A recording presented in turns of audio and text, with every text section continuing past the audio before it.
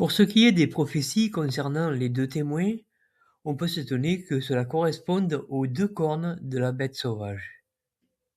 Mais l'étude est claire à ce sujet. La bête qui monte de la mer, qui a 7 têtes et qui représente Babylone, a une tête active à notre époque, oui, et il nous est montré qu'il y a deux cornes, c'est-à-dire deux rois. Il n'y a pas à douter que cette tête représente la puissance mondiale actuelle américaine. Elle est associée à une bête qui ressemble à un agneau, mais qui parle comme un dragon.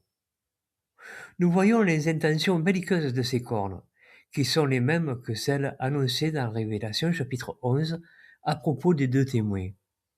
Et nous voyons dans l'actualité comment ces choses se sont mises en place pour lutter contre leurs ennemis. Nous pouvons voir que Dieu se sert de ces deux témoins pour réaliser ses prophéties. Nous noterons que dans Zacharie, chapitre 12 et le verset 2, que Dieu les aide à réaliser ses paroles. Cette guerre est en vue de protéger Israël de tous les ennemis qu'ils ont autour. Ce qu'il nous faut comprendre, c'est que les deux témoins et les deux cornes de la bête sauvage, qui sont les mêmes, sont en train de réaliser la volonté de Dieu, jusqu'au moment où ces deux témoins seront tués. Si Dieu laisse tuer ces deux témoins, c'est vite qu'il estime qu'ils ne sont pas justes, et celui qui pêche mérite la mort. C'est ce qui va se passer pour ces deux témoins, ou ces deux cornes de la bête sauvage. Nous sommes avantagés à notre époque pour comprendre ces points, puisque nous avons la réalisation des prophéties devant les yeux. Nous attendons maintenant la mort des témoins qui signifiera la venue de Jésus, puisque 3 jours et demi après, ils sont ressuscités. Si nous suivons ce qui est marqué à propos de ces deux témoins et de ces deux cornes, nous ne pouvons en tirer que cette conclusion. C'est vrai que beaucoup ont recherché qui étaient ces deux témoins, mais maintenant, nous les avons sous les yeux et nous pouvons observer leur comportement, qui, je le rappelle, est marqué clairement dans la Bible. Zacharie, au chapitre 12, le verset 2, est un prophète qui ne ment pas.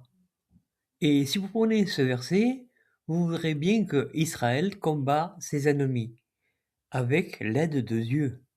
Et cela correspond à ce que font les deux témoins dans le chapitre 11 de la Révélation.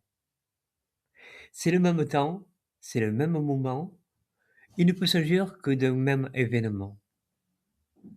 Par exemple, pour Trump, nous pouvons observer les blasphèmes, par exemple les photos de lui en Christ, ou alors se proclamer roi de Jérusalem, et d'un autre côté être lié à Israël pour libérer Israël.